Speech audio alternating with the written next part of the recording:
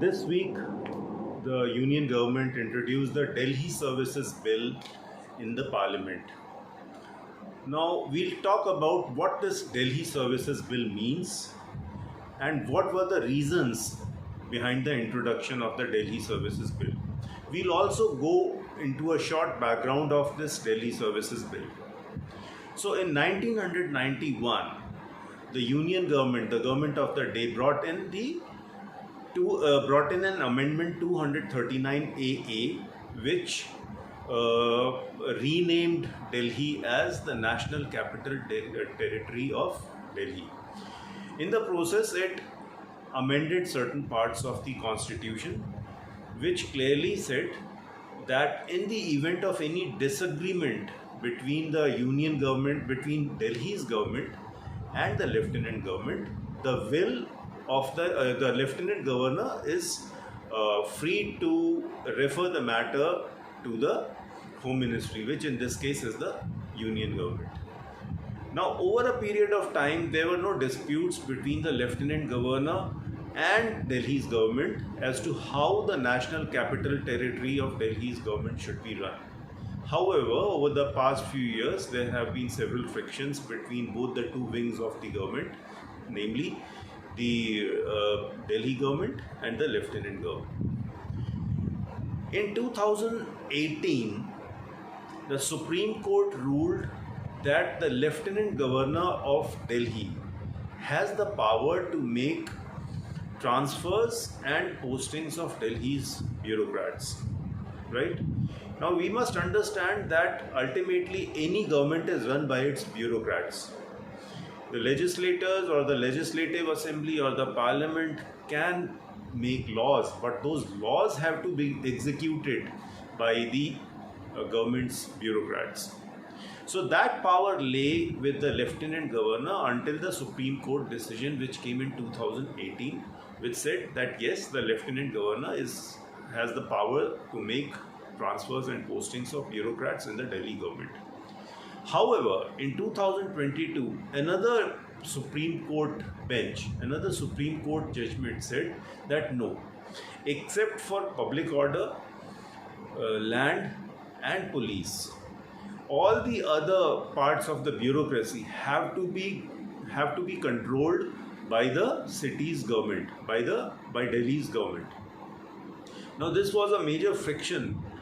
This still is a major friction between the Union government, which is represented by the Lieutenant Governor, and Delhi government, which is represented by the Aam Aadmi Party's Arvind Kejriwal. Mr. Kejriwal says that all the decisions, all the bureaucrats must be controlled by the Delhi government, because ultimately the Delhi government is answerable to the people. This is fair point. On the other hand, the Union government says that the bureaucrats have been appointed by the Union Public Service Commission of India, and Delhi is a special place in India where there are so many embassies, there are so many foreign nationals, where there is a Supreme Court, there is a High Court, where there are other organizations which need to benefit from the expertise and the experience of these bureaucrats. Any negative action on these bureaucrats might affect the functioning of the city's bureaucracy. So that is why the central government then brought in an ordinance on May 19, which restored the powers of transfers and postings of bureaucrats to the Lieutenant Governor. Now, let's understand what is an ordinance. An ordinance is a law which is brought by the Union government when the Parliament is not functioning. The other condition of the ordinance is that it has to be introduced in both houses of the Parliament within 6 weeks of its passing. So that's why it's being discussed in both houses of the Parliament. In fact, even as I speak about the Delhi Services Bill, it has already been passed by the Lok Sabha and it has to be introduced in the Rajya Sabha, which I think would be done in the next week on Monday, or maybe it can even be introduced today itself. But I won't go into whether this bill would be passed by Rajya Sabha. I won't go into the politics of this bill. I would simply say about the broad contours of this bill.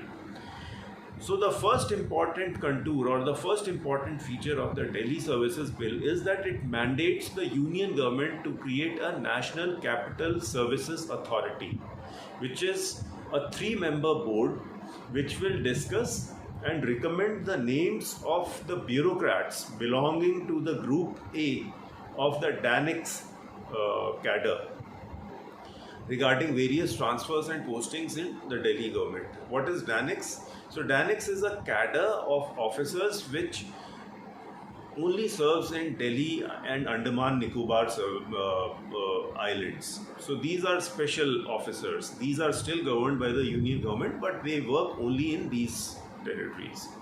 So the National Capital Services Authority would be a board, and it would be manned by, there would be 3 members. One would be the Chief Minister of the state, in this case Chief Minister of the National Capital of Delhi, which in this case is Arvind Kejriwal, or the Chief Minister. The second is the Chief Secretary of the Delhi government, and the third is the Home Secretary. Now the Chief Secretary and the Home Secretary both are bureaucrats and are appointed to the service by the union government through the Union Public Service Commission. So their ACRs are written by the Home Ministry. ACRs are annual confidential reports. Now these people will make recommendations about which bureaucrats to be transferred, posted or disciplined and all those things. In case there is a difference of opinion, then the matter goes to the Lieutenant Governor. And then the Lieutenant Governor decides on the matter based on the advice of the Union Home Ministry. So this is the first important feature of the Delhi Services Bill.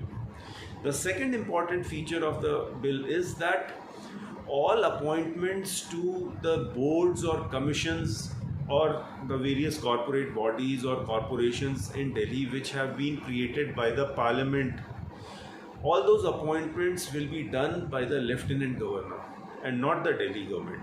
So this is an important point to be noted, because sometime back the Lieutenant Governor had cancelled the appointments of more than 400 people who had been appointed to these various boards by the Aam Aadmi Party government. The Lieutenant Governor said that these people were not actually experts, these people were actually the workers of the Aam Aadmi Party. So they were getting salaries from the union exchequer, which they shouldn't be getting. So now that power to appoint officers of these boards and corporations has gone to the Lieutenant Governor of Delhi, which in this case is the union, is the representative of the Union Home Ministry.